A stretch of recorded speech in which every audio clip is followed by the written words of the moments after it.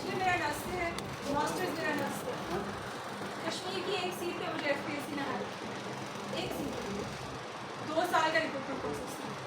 अब मुझे बताएं कि किस नई अथॉरिटी में आप मुझसे ज़्यादा इम्पैक्टिव बंदा किस तरीके से, और मैं कोई बहुत आइडियल बहुत बेहतरीन कैंडिडेट नहीं होंगी।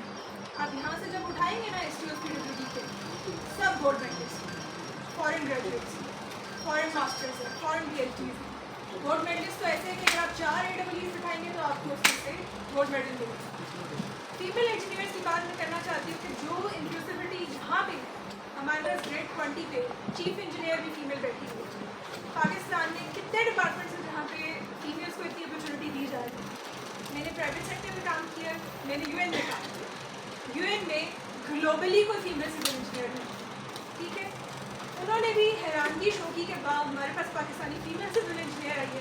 जब मैंने PWD ज्वाइन किया तो मुझे ये रियलाइज़ हुआ कि यहाँ पे तो ये एक नॉर्मल सी बात है। यहाँ तो 25-30 सिविल इंजीनियर हैं फीमेल, और वो कोई छोटे स्केल में नहीं है, 17 से लेकर 20 स्केल तक इतना उनको इक्वली अपॉर्चुनिटी दी जा रही है। बाकी मैं कहना चाहूँगी कि जो हम फीमेल सिविल इंजीनियर हैं, हम इंजीनियरिंग की तरफ आती हैं तो शौक से आती हैं।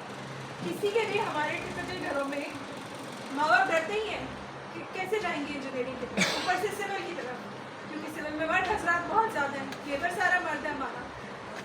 शौक से जो करती हैं, हम मैट्रिक में करते हैं कि प्री इंजीनियरिंग